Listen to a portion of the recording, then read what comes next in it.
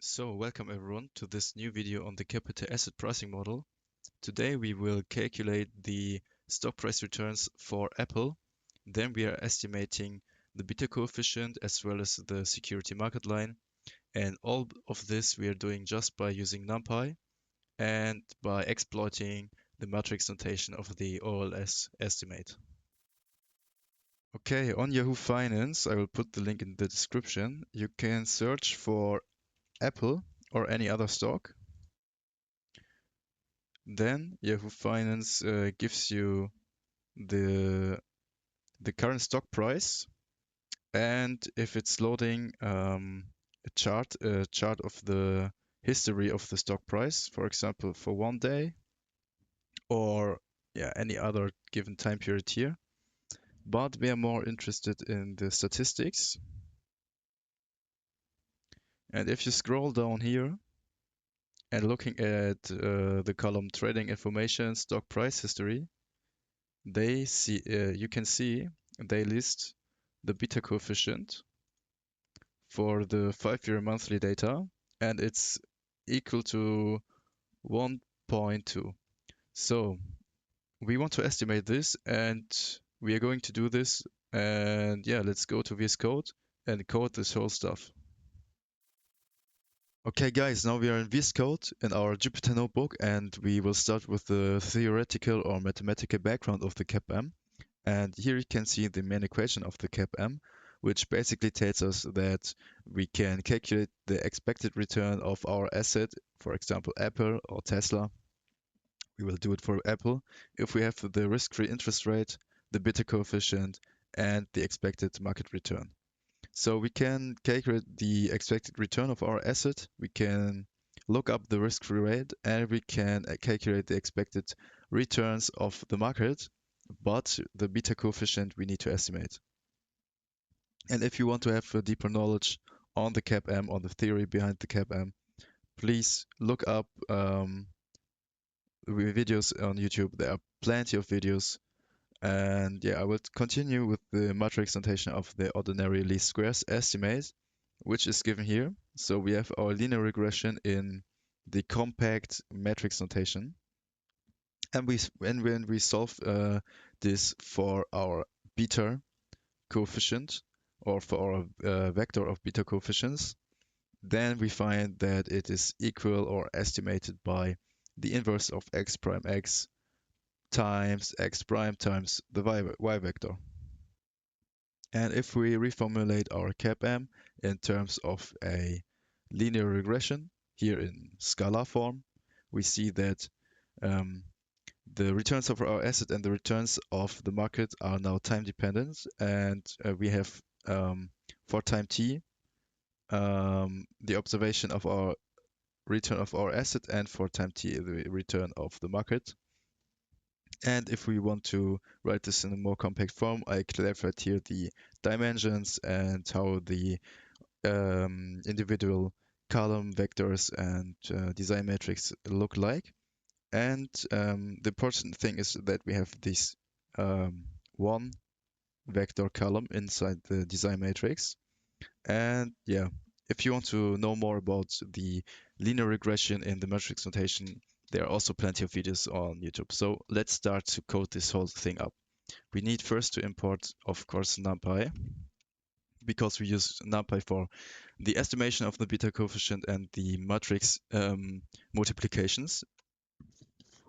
Then we need to import yfinance as yf. We need yfinance for pulling the stock price data, and I will also import matplotlib for some visualizations.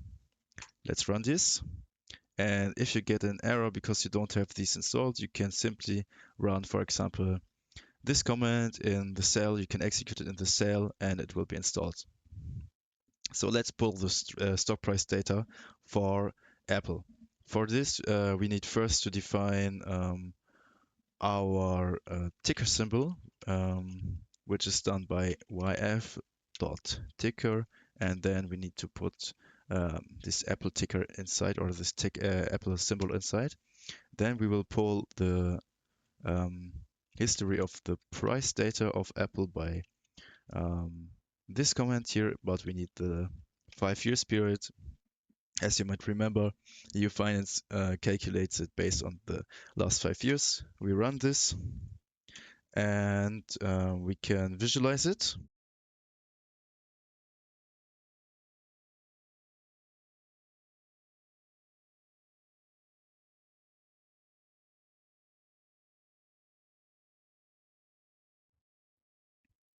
And we see our price data of Apple for the last 5 years, starting in 2020 and ending in 2025.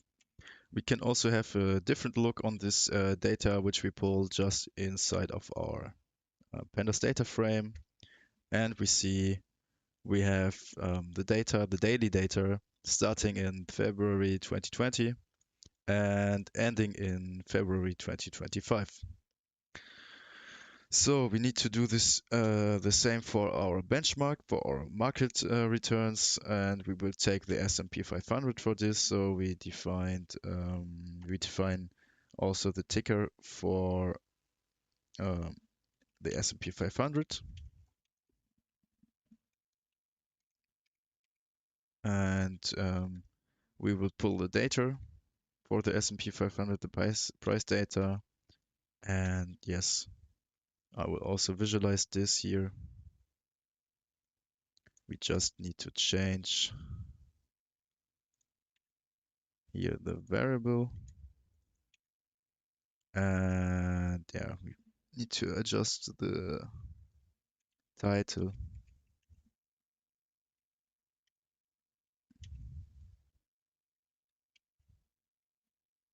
And here we don't have the price. We have points. Yeah. So we see also from 2020 to 2025, we can also look at the pandas data frame and we see we have the exact same start and exact same end date. Okay, let's continue by calculating the returns. And for this, we need to resample our data frames. So if you remember, um, we saw in Y Finance that Y Finance calculates the beta coefficients or estimate the beta coefficients by taking the monthly data of the last 5 years, and we have the daily data. So we resample it by the resample method, and we specify here ME for month, and then we are taking the mean, and you can use, instead of the mean, you can also use the last entry of the month or the first entry of the month, but I will take the mean so I don't lose so much information. And no, not that. And then we will forward fill in case that there's any missing data, and we will use the percentage change comment to get the returns. And as you can see, we have now our monthly returns of our close price, or for any price metric here given, but we are only interested in the close price. And we have here a nan row, which is due to the fact that we don't have a lagged value for the February date, for the February of 2020. So we will now define our returns. For Apple, we have that it's equal to exactly this, uh, exactly this command, but now we need to drop the NAs. Then we need to take only the values to get an NumPy array, and you see we have an array of our returns. Okay. As you see, we made a mistake. We need to take only the close column, and now we have a nice looking array. Okay, doing the same for the market benchmark for the S&P 500, and it's already suggested here, and this is looking good. Okay, the array looking good, and if we did everything right, now we have two arrays with the same length, and yeah, we can also look. We have 60 entries, okay, in both. And there's one more thing we need to define, and this is the risk-free rate. And I took this from the internet from KPMG, and I will link it in the description. And they state we have 2.25% risk-free rate. Okay, now we will estimate the beta coefficient, and for this we need to define our design matrix, and we'll do this with numpy dot column stack, and now we will stack um, the ones, the one vector inside the design matrix, and this needs to be of len um,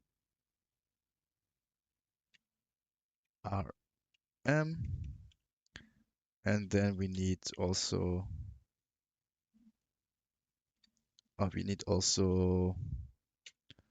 our independent variable, and this is given by the difference of these two. We can execute this, and we see we have our design matrix here. And now we need also define the dependent variable y, which is given by the difference between our expected rate of our asset and the risk-free rate. And now we can use this formula here. Correct. We will use this formula here, and this is given by np lin alg. It's already here, auto-completed, so this is correct. We can print all of this in an f string. We have the expected return of our asset is equal to, okay, it's already given here, and this is minus rf.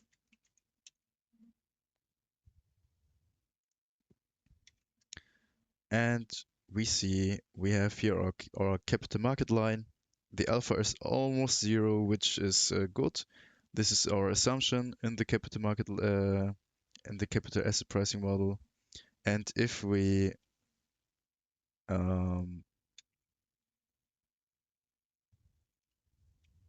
round it with 2 values after the comma, we are getting close to the 1.2 value which we saw in Yahoo Finance. And yeah, how we can interpret this now? We see our beta coefficient for Apple is greater than 1. So Apple and the S&P 500 are moving in the same direction, but Apple will yield a high return. And for example, if the S&P 500 increases by 10%, then Apple will have an expected return of 12% based on the assumptions of the CAPM. If you like this video, please leave a like and see you soon. Bye bye.